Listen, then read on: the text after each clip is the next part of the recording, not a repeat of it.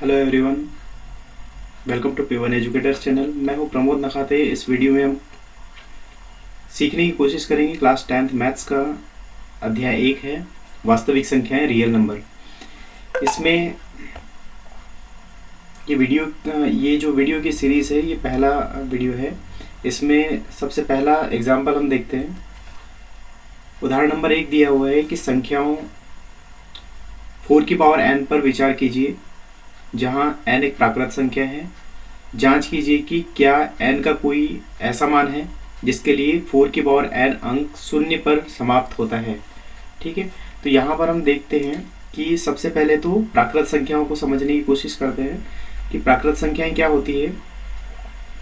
जो संख्याएं 1 से लेकर अनंत तक की जितनी संख्याएं हैं ये सारी संख्याएं प्राकृत संख्या कहलाती है। ठीक है, और यहाँ पर इसने बोला है कि 4 की पावर n की बात की है, तो 4 की पावर n पर विचार करने के लिए क्या कहा गया है। तो यहाँ पर हम देखते हैं कि जो 4 की पावर n है,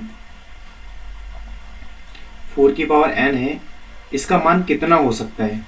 ठीक है, यदि मान लीजिए 4 की पावर, हमें पता है कि प्राकृत संख्या जो n का मान है वो 1 से स्टार्ट हो रहा है, तो यहाँ 4 की पावर यदि 1 रखते हैं तो 4 की पावर n 4 की पावर 1 की वैल्यू है ये 4 हो जाती है।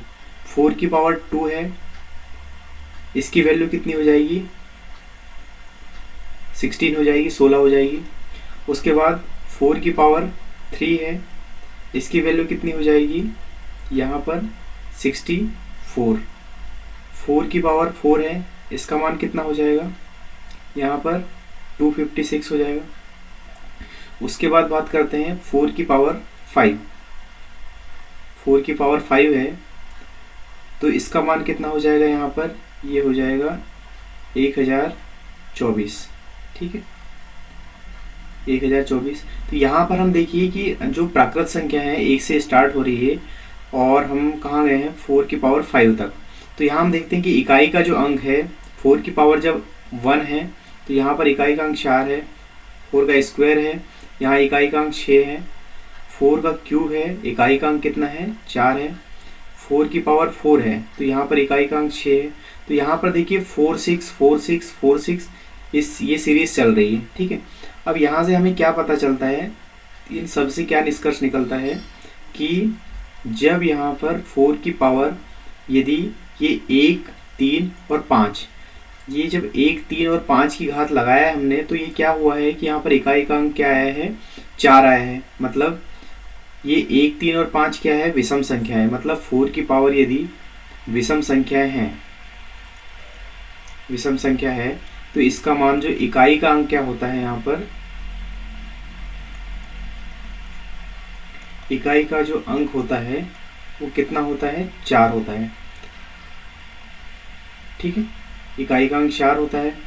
और यदि 4 की पावर, यहाँ पर देखिए 4 की पावर 2 है, 4 की पावर 4 है, यहाँ पर इकाई का अंक कितना आ रहा है, कैलकुलेशन के बाद में 6 आ रहा है। मतलब 4 पर यदि 4 पर सम की घात है, 4 की पावर यदि सम है, तो यहाँ पर जो इकाई का अंक आता है वो कितना आता है, 6 आता है। ठीक है, तो अब यहाँ पर हम देख सकते हैं कि सम विषम संख्या अल्टरनेट आ रही है, लेकिन क्वेश्चन में क्या बोला है कि जांच कीजिए, मतलब चेक करना है कि क्या 4 की पावर n का कोई ऐसा मान है, क्या n का कोई ऐसा मान है जिसके लिए 4 की पावर n अंक शून्य पर समाप्त हो रहा है। इसका मतलब यहाँ पर कोई इकाई का अंक 0 हो सकता है क्या, यहाँ पर नहीं होगा। तो हम यहाँ लिख सकते हैं कि n का कोई ऐसा मान नहीं होगा, यहाँ पर लिख सकते हैं n का कोई ऐसा मान नहीं है जिसके लिए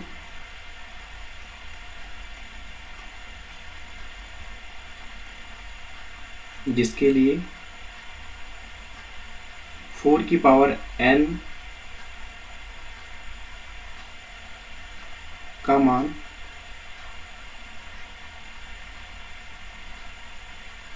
या के मान में इकाई का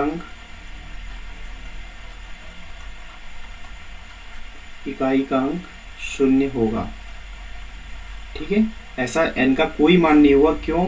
यहाँ पर एक वैल्यू मैं आपको बता दूं कि 4 की पावर यदि 0 करते हैं तो किसी भी संख्या की पावर यदि 0 है तो वहाँ पर उसका मान 1 होता है। ठीक है, तो लेकिन यहाँ पर 0 4 की पावर हम इसलिए नहीं ले सकते क्योंकि प्राकृत संख्या में 0 शामिल नहीं होता है, वो पूर्ण संख्या में शामिल होता है। ठीक है, तो इस प्रकार से इसका आंसर लिखा जा सकता है। तो हमने क्या प्रयास किया है इसमें, इस क्वेश्चन में समझने के लिए कि 4 की पावर n है, इसकी बहुत सारी वैल्यू हमने निकाल के लाई है कि 4 की पावर n की वैल्यू 1 की वैल्यू 4 है, यहाँ पर इकाई का अंक 4 दिया है। 4 की पावर 2 है, यहाँ पर इकाई का अंक 6 है। 4 की पावर 3 है, यहाँ पर इकाई का अंक कितना है, 4 है। 4 की पावर 4 है, यहाँ पर इकाई का अंक 6 है। तो अल्टरनेट हम देख रहे हैं, यहाँ से एनालिसिस कर रहे हैं कि 4 की पावर जो विषम संख्याएं हैं तो इसका मान इकाई में कितना होगा, 4 होगा, और यदि सम संख्याएं हैं तो इकाई में 6 नंबर होगा। और तो यहाँ पर क्वेश्चन में भी पूछा है कि n का कोई ऐसा विशेष मान है क्या कि 4 की पावर n का मान शून्य पर समाप्त होगा, इसका मतलब इकाई में कोई शून्य संख्या हो सकती है कि नहीं। तो यहाँ पर हमने डिसाइड कर लिया कि n का कोई ऐसा मान नहीं है जिसके लिए 4 की पावर n का मान या n के मान में इकाई का अंक शून्य होगा। ठीक है, ओके, थैंक यू।